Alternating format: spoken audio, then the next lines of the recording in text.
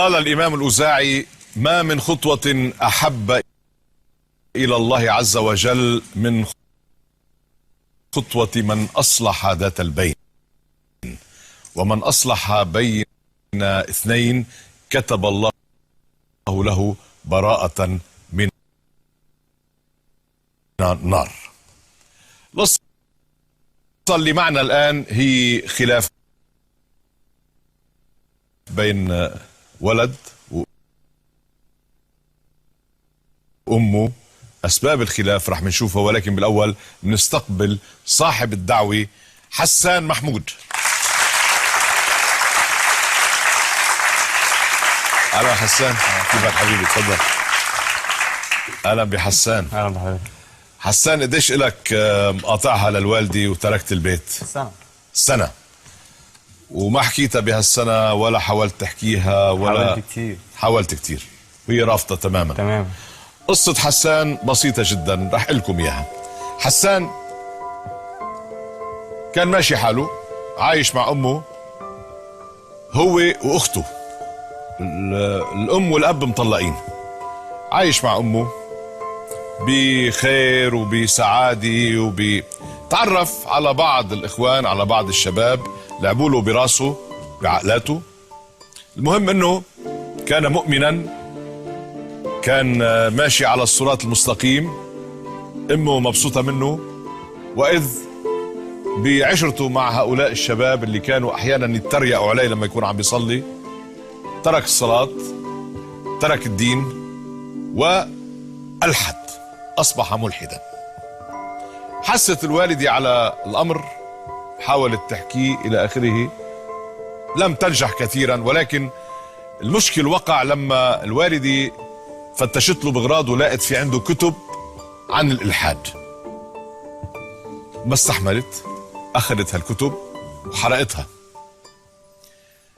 رجع حضرته على البيت، شاف انه امه حرقت الكتب، طبعا زعل من امه، تشاجر معاها وترك البيت ومشي، وقله سنة خارج البيت. مزبوط. بس اللي هالاولاد هودي الشباب اللي برفقتك اللي وين صاروا؟ بعدك انت وياهم؟ انا دلوقتي معاهم؟ نعم. لا، تركتهم. طيب شو اللي خلاك تلحد؟ يعني شو الالحاد يعني؟ لا، هي في البدايه اساسا كان الموضوع كله ان انا في سنه ثالثه، فاحنا كنا مع بعضينا اصحاب، نوصل مع بعض ونخرج مع بعض ونخرج كل حته مع بعض. هي ابتدت القصه ان انا كل ما اجي اصلي او اجي مثلا اقول لهم يلا نصلي، تيجي تريقه، بلاش، مره مع مره مفيش، طب تعالى نسهر، تعالى نروح. بس فهي ابتدت القصه كده. وجينا بعد كده، جيت في مره كنت قاعد معاهم وكده، فهم معاهم الكتب دي ملخصه كلها ان مفيش دين، مفيش حساب، مفيش عقاب. نعم. كل شيء مباح. بس فانا ابتديت ابص بصه في الكتب دي والقي نظره عليها، ابتديت اتشد ليها، ابتديت بعد كده امشي معاهم، اشوف هم بيعملوا ايه، بعمل زيهم. بس جيت مره مع مره لغايه لما والدتي ابتدت تلاحظ عليا ان انا ما بصليش. ما بقتش مثلا اختي ما بتصليش، ما بقولهاش ما بتصليش ليه. بس فلاحظت عليا ان انا ابتديت ابعد شويه. لغايه لما جت في مره، هي لقيت الكتب دي، انا جيت لقيتها هي مقطعه كلها مولعه فيها. بس شديت معاها وعملت ليه كده، قالت لي هي كده، وشدينا مع بعض جامد، ضربتني وسبت البيت ومشيت. طيب مشيت، شو صار بعدين؟ اللي صار بعد كده ان انا قعدت مع زمايلي. يعني انا سبت البيت، قعدت مع زمايلي ماشي، بس كنت طبعا بحاول ارجع، مفيش، هي ما كانش راضيه. طيب وليش هلا شو صار معك يعني؟ هل انه رجعت للدين؟ رجعت تؤمن؟ شو اللي حصل معك؟ بص حضرتك، انا في الاول لما فضلت قاعد معاهم كل حاجه غلط، حتى المذاكره ما بقتش مذاكره. كل حاجه بعملها لازم تبقى فيها حاجه واقفه، حسيت ان في حاجه غلط. بس فجيت في مره، كان ليا واحد زميلي تاني في المنطقه برضه، بس دول ناس كويسين ما لهمش دعوه، اتعرفت عليهم برضه من طريق الناس دي. ماشي، فحكيت معاه وكده وبتاع، قال لي انت المفروض تروح تقعد مع شيخ يحكي لك الموقف، تحكي له الموقف وشوف كلامه وشوف هو يقول لك ايه. رحت قابلته وحكيت له. طبعا هو يعني انا كنت متوقع مثلا ان هو هيصدم مني، هيكلمني بطريقه مش كويسه. لا، لقيته تقبل الموضوع وقال لي عادي، وانت بس حاول ترجع تاني، ومش لازم ترجع على طول، لا واحده واحده. انت دلوقتي ما بتصليش، قلت له لا ما بصليش. قال لي يعني انت حاول مثلا تصلي دلوقتي فرض، مش مشكله في ميعاده، تبتدي تصلي الفرض التاني، لغايه لما تلاقي نفسك رجعت تاني زي الاول. انا بمسافه ان انا دخلت وصليت لقيت نفسي ارتحت تاني، يعني انا ارتحت نفسيا. مينو الشيخ هذا؟ ايه؟ شو اسمه الشيخ؟ اسمه الشيخ مصطفى. الشيخ مصطفى، بدنا نحييه للشيخ مصطفى. ايه. بس فابتديت اشعر، يعني ابتديت اشعر اني خلاص انا ابتديت ارتاح نفسيا تاني. وبعدين طبعا والدتي واختي فبعدهم عني اثر كتير، فكنت دايما احاول ان انا اكلمها او ان انا اصالحها او ان انا اقرب منها، ما كانت رافضه تماما. بس انت لما تركت، هل دفعتها؟ هل اذيتها؟ هل مديت ايدك عليها؟ لا ما مدتش، بس هي كانت مشاجره، يعني احنا شدينا مع بعض جامد في الكلام. هي اللي مدت ايدها في الكلام يعني. في الكلام. يا سيدي، يعني المهم انه يعني رجعت انت الى صوابك والى ضميرك والى قلبك والى دينك، وجاي هلا تشوف الوالده وتصالحها. نحن وجهنا الرساله، الجواب يعني الى الوالده. خلينا نشوف كيف تسلمته وكيف تلقت هذه الدعوه. اهلا جورج، مشوارنا النهارده بالقرب من اهم معلم سياحي في العالم، الهرم، عشان نسلم دعوه حضور لشاهناز زكريا.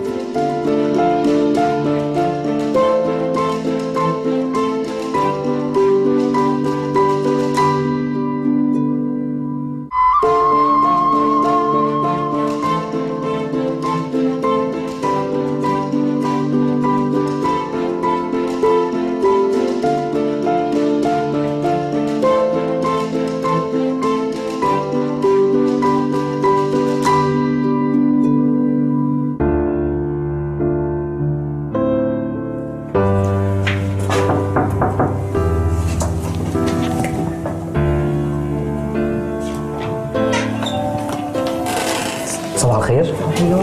حضرتك استاذه شاهناز زكريا؟ حضرتك بتشتغلي اخصائيه اجتماعيه صح؟ اجتماعيه. فين؟ في وزاره الشؤون الاجتماعيه. وزاره الشؤون الاجتماعيه. حضرتك عندك ولد وبنت؟ عندي ولد وبنت، ساره وحسين. حضرتك 48 سنه؟ تمام. طيب حضرتك دي دعوه حضور لبرنامج جورج القباحي. ميرسي. حضرتك قبلتي الدعوه؟ ان شاء الله باذن الله. يعني ان شاء الله هتشرفينا ان شاء الله. ماشي جورج، استاذه شاهناز قبلت دعوتك واحنا في انتظارها ان شاء الله. شكرا. السيدة شاهناز قبلت الدعوة، صارت بالخارج ناطرة إشارة منا. قصتها مع ابنها حسان، القصة اللي سمعناها قبل شوي مع حسان، إنه حسان عايش مع والدته وأخته، في طلاق بين الأب والأم. إنما حسان تعرف على شباب يعني أثروا عليه، ترك دينه، أصبح ملحدا. اكتشفت شاهناز كتب بغرفته، كتب إلحاد، أخذت الكتب وحرقتها. زعل، أخذ على خاطره الأخ حسان، تشاجر مع أمه، ترك البيت وصار له سنة خارج البيت. يبدو أنه اهتدى في هذه الغيبة، راح شاف شيخ، وفي شيخ كلمه الشيخ مصطفى، ورجع هلأني رجع يعتذر من أمه، يقول لها سامحيني، ويرجع على البيت. خلينا نشوف شو بدها تقول شاهناز.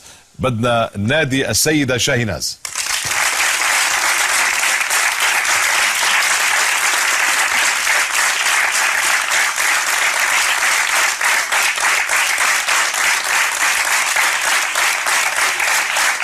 اهلا سيدة شاهناز. اهلا وسهلا، تفضلي. حضرتك اخصائية اجتماعية شاهناز، عم بتمارسي هالعمل؟ مارسته حوالي 7 أو 8 سنين.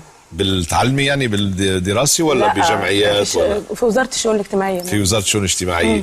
يا اهلا وسهلا فيك. طمنيني كيف الحياة معك؟ تمام الحمد لله. حضرتك مطلقة وعندك ولدين، عندك صبي وبنت؟ تمام. شو اخبارهم؟ تمام الحمد لله. كلهم كويسين؟ الحمد لله، ما عدا واحد. هوني الصبي، في غيره؟ بس انا نسيته تقريبا يعني.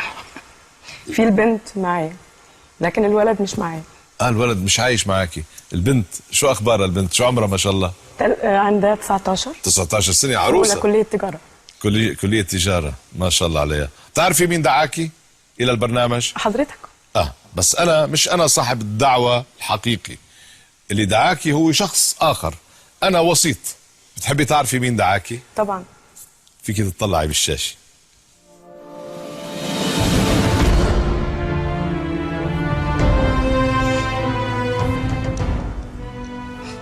ونسيته اصلا. نسيتي؟ سقطته من حياتي. والله معقولة أم تنسى ابنها؟ حصل؟ صعب. ممكن. نعم. لا طاعة لمخلوق في معصية الخالق. ما تلاقي ابنك ألحد أو نسي حاجة اسمها ربنا، أنت هتكون معه إيه؟ هو اللي حصل هيك؟ طبعا. نسي ربنا. طبعا. يعني أنا يا ريت بتخبريني شو اللي حصل مزبوط. هو من الموضوع دوت من سنة أو من أكتر من سنة، بس أنا اكتشفته من سنة بالظبط. أنا طبعا متولية الولد والبنت، وصل لغاية تانية كلية كان كويس، تالتة كويس، رابعة بدخل عليه الغرفة لقيت كتب تتكلم عن الإلحاد وعن إله غريب، وبعدين بدأت ردوده مش كويسة معايا، مع إن هو مش متربي على كده. كان صلواته وفروضه ناحية ربنا قائمة، كان ملتزم تمام. شفتيه تغير؟ تغير، حتى ردوده معايا اتغيرت. قلت اسيبه، يمكن في حاجة جديدة في حياته، حب ولا أي حاجة تانية. فوجئت بالكتب دي في مكتبته. شو فيها الكتب هذه؟ انت حضرتك بتتكلم عن ان مفيش حاجه اسمها ربنا، احنا اللي بنصنع نفسينا واحنا اللي ماشيين، احنا اللي بنعمل. انتوا مين؟ انتوا مين يعني هذا أصلاً؟ المبدأ الوجودي، يعني هذا بالظبط الوجوديين كده. بس انه نحن خلقنا ما في الله. بالظبط كده، مفيش حاجه اسمها ربنا، ده انت اللي بتعمل، ده انت اللي بتسوي. هذا طب الكون اساسك كله يعني الانفجار أساسك الكبير إيه؟ والاشياء. اساسك ايه؟ طب ارجع لدينك. ردوده بقت سخيفه عليا، اضطريت امد ايديا عليه. نعم. خدت الكتب حرقتها، اخد بعضه ومشي. من سنه. من سنه. حاول وما عرفتي عنه ما شيء؟ ما كنتش برضه ان انا اكلمه خالص. وهو حاول يكلمك؟ حاول بس انت رفضتي؟ طبعا. قاسيه انت؟ والله عشان التربيه لوحدي فلازم اكون اب وام. لما تكون اب وام بيبقى فيه نوع من القسوه عشان تربي اولادك صح. عشان مصلحه الاولاد. طبعا. برافو عليك. اكيد. عشان مصلحه الاولاد، وانت ست الام بتفهمي. عطف، بس ما في عطف وحنان وحب وفي نفس الوقت قسوه عشان الميزان يتعدل. طيب بس بهالسنه ونص ما شعرتي هيك والله بعاطفه الام شوي؟ لو يعني هو على نفس مبادئه مشيان ورا اصحابه مش عايزاه. لكن انا ما بدي يكون مدافع عنه ولا بدي يكون يعني، بس انه ما سيبيه لربه يعني. ما ينفعش. انت الديانه، انت بالدينيه. لا انا مش بدين، نحن انا لسه بندين. بقول لك انا لا طالب مخلوق في معصيه الخالق، ولكن لو هو الدين يقول لا اكراه في الدين. ونعم بالله. مش هيك؟ ونعم بالله، بس ما يعيش في وسطينا. ومن شاء فليؤمن ومن شاء فليكفر. في شيء في خلاف على ذلك؟ لا طبعا. في احلى من هيك تسامح؟ لا ما في. يعني الله سبحانه وتعالى ديمقراطي اكثر من هيك؟ وانك لا تهدي من احببت ولكن الله يهدي من يشاء. لكن ليش نحن بدنا ندين وخاصه اولادنا يعني؟ عشان دي تربيتنا، ده اساسنا، دي تقاليدنا، دي عاداتنا. هل حاولتي انك تقنعي؟ حاولت. هل مثلا جبتي حدا بيفهم؟ جبتي شيخ؟ لا هو جبتي انسان يأثر عليه؟ ماشي ورا اصحابه. طيب اصحابه خلاص هم اصحابه وهم هودي رفاق السوق بالضبط. بس ما حاولتي انت مثلا تجيبي شخص يقدر يأثر عليه، بيحكيه بالمنطق؟ يعني بتعرفي شبابنا مفيش حد يأثر على حد الا الام. اولادنا يعني شوي بهالحضاره اللي عايشين فيها بعصر الانترنت وعصر التواصل الاجتماعي والشبكات والى اخره، يعني صاروا يعتبروا حالهم بيفهموا اكثر منا. لا على فكره انا متواصله معاهم. انا معاهم في كل حاجه. انت معهم في كل حاجه. ما تركتي؟ لا. طيب حتى التكنولوجيا الجديده معاه. طيب ما زال متواصلة معاه؟ كيف تركتيه يوصل لهون؟ هو اصحابه بداوا ياخدوا عقله في حاجات تانية كتير. طيب انت ما شعرتي انت مش مسؤولة شوي؟ يعني ما حسيتي انه ما صلى معكم اليوم؟ انا ما صلى بكره، يمكن في حاجه ما صلى في بعد بكره، في شيء ما قلتي؟ في شيء؟ لا حسيت. ما سالتي؟ حسيت وسالت، بعدين لقيت ردوده سخيفه فقلت يمكن متضايق من حاجه بره، يمكن أيوة. هيرجع تاني زي ما بيعمل كل مره ويجي يتكلم معايا ويفضفض بالليل ونقعد مع بعض ونحكي، وانا وهو والبنت بنعمل ايه طول النهار، ايه الجديد، ايه القديم، ايه الحديث في حياتنا. ما لقيتوش عمل كده، فبدات اشوف ايه اللي في الاوضه عنده، بدات ادخل اشوف ايه اللي بيقراه. شفت الكتب؟ شفت الكتب. ست شاهيناز، انا بدي اقول لك، انا قبل شوي تكلمت معه، بعت معي تشيك مليون. كمان سيربح المليون بجد. اوعى تكون دي بس لعبه. أنا تكلمت معه قبل شوي، بقى سمعت روايته وسمعت وعرفت إنه أثروا عليه هودي الشباب، وعرفت إنه هو عاد فاهتدى، يعني رجع بعد ما مشي بطريق الضلال وبتأثير من هالرفاق السوء اللي تكلمنا عنهم. صار عنده مشكلتين، أول مشكلة إنه اشتاق لك أنت أمه، اشتاق لأخته. تاني مشكلة إنه مش مشكلة، يعني بالعكس انحلت المشكلة، إنه رجع إلى دينه.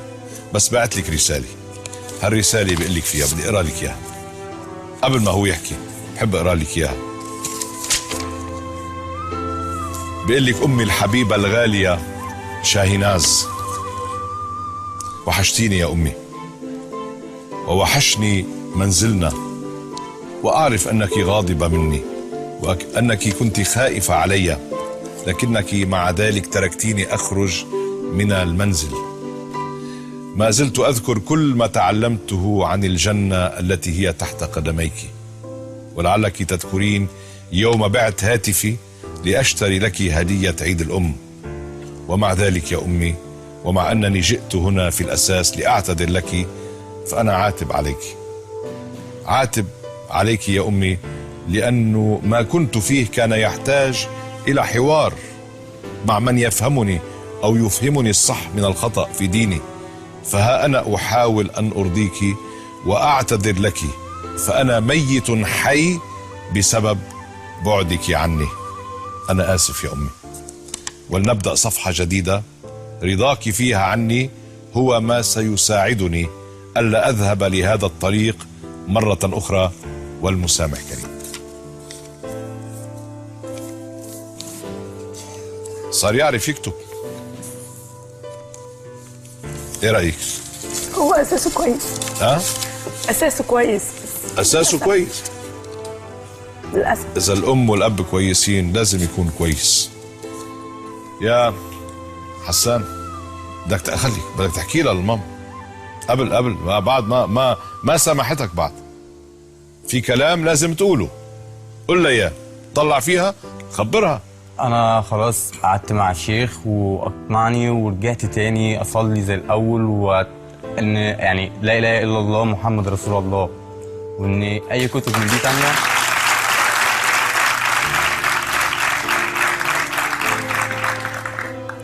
وان القصه بتاعت الكتب بالالحاد، وان باصحابها كلها بالاصدقاء دي كلها انا بعدت عنها تماما، ونفسي ارجع تاني راجل البيت زي الاول.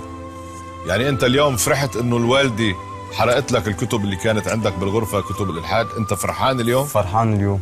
تشكرها لانه حرقت الكتب؟ طبعا، بس انا ساعتها ما كنتش مدرك موضوع الكتب، بس يا ريت تسامحني.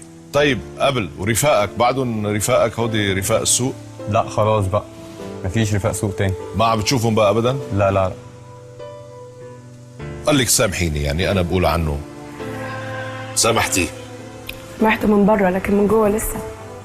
طب وهي الطار؟ ما ينفعش إلا لما احسها منه، من افعاله، من تصرفاته، طريقه ردوده عليا وعلى اخته، طريقه تصرفاته معانا، عشان اقدر تاني ان انا اوليه البيت يبقى راجل جنبي. يعني انا معيش حد، ده هو لازم احس دي فيه، لازم. صعبه انك تكون رب اسره ست. اذا كان الراجل بيقول لك لا انا تعبان، نعم، ورب اسره، فبالك الست تبقى راجل وست في نفس الوقت. عندك بنت صبيه في البيت، وهو طيب انت اذا سمحتي يعني عم تقولي يرجع على البيت؟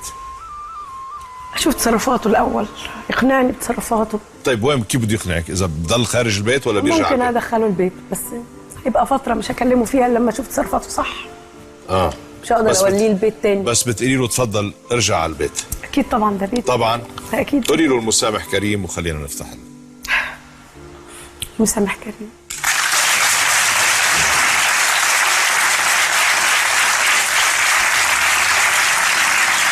أنا أشكرك على ثقتك وعلى محبتك. تفضل قرب، تعال.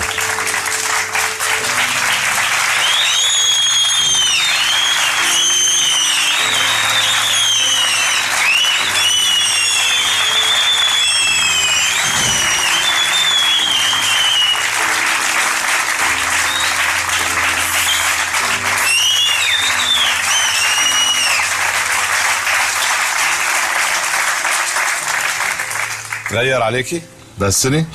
طبعا. شو تغير فيه؟ طبعا شكله اتغير خالص. كيف كان؟ كبر شوي. كبر شوي. بس وشه اتنحت. كبر. على كل حال حسان شكرا.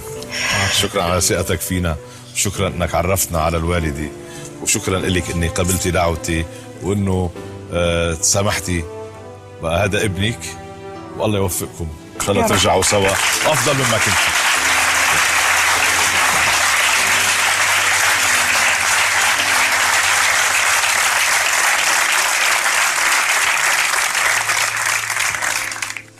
يعني كل قصة بتنتهي على خير، بتسعدني أكيد وبتسعدكم. هيدي قصة من القصص اللي بنشوفها بالحياة، قصص كتيرة، قصص تبقى عادية جدا ولكن معناها كبير، وفي قصص كبيرة بيبقى معناها فيها. نلتقي إن شاء الله بقصة جديدة مع المسامح كريم.